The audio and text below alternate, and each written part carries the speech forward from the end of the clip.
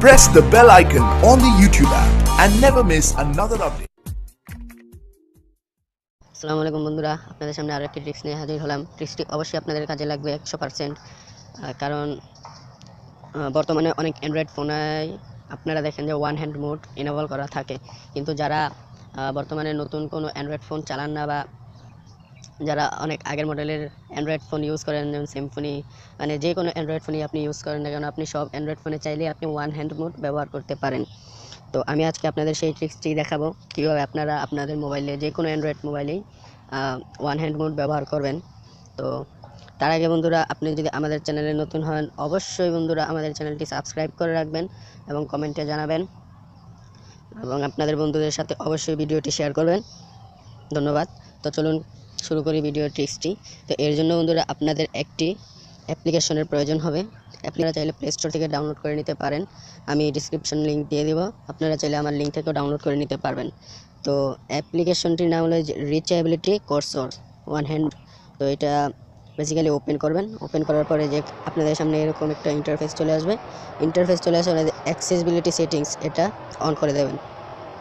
On করে দেওয়ার পরে যে এখানে চলে আসবে আপনার, এটা আপনি পারমিশন অন করে দিবেন। অন করে দেওয়ার পর ব্যাকে চলে যাবেন। ব্যাকে চলে যাওয়ার পরে যে আবার এই ইন্টারফেসে আসার পর কন্টিনিউতে ক্লিক করবেন। কন্টিনিউতে ক্লিক করার পর আপনাকে এখানে অনেক দেখাবে যে swipe pads, how to use. তো এটা আপনাকে কি করতে হবে বন্ধুরা, তো আপনারা এই যে এখান থেকে হাউ টু ইউজ এটা আপনারা দেখে নিতে পারেন, টিপস দেখে নিতে পারেন। তো আপনারা এটা সেট আপ করতে হলে এই যে সোয়াইপ প্যাডসে ক্লিক করবেন। সোয়াইপ প্যাডসে ক্লিক করার পর এই যে এখানে দেখুন location, left and right button, আপনারা চাইলে যে কোনো একটা দেবেন। আমি লেফট অ্যান্ড রাইট দিয়ে নিচ্ছি, স্ক্রিনে রেখে দিচ্ছি আমি। তো যে আপনারা চাইলে এখানে লেফট এবং রাইট প্যাড দুটোটাই ইনেবল করে নিতে পারেন আপনাদের সুবিধার্থে। আমি একটাই সিলেক্ট করতেছি, আমি লেফট রাইট প্যাড সিলেক্ট করতেছি, আপনারা চাইলে দুটোটা সিলেক্ট করে নিতে পারেন।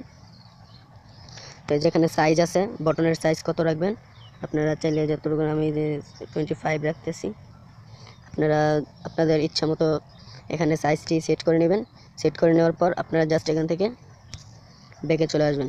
ব্যাকে চলে আসার পর আপনারা যে স্ক্রিনের রাইট এবং লেফট আপনারা যেই জায়গায় সেট করবেন সেই জায়গা থেকে একটা সোয়াইপ করবেন।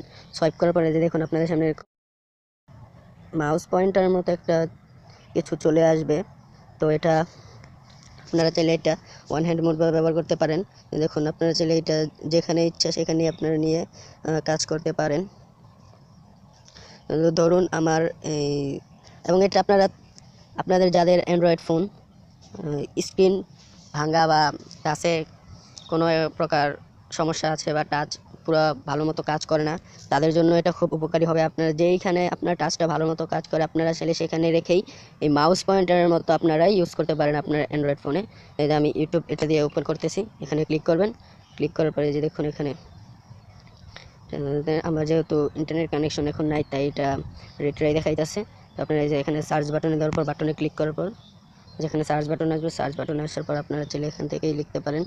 এই যে দেখুন টি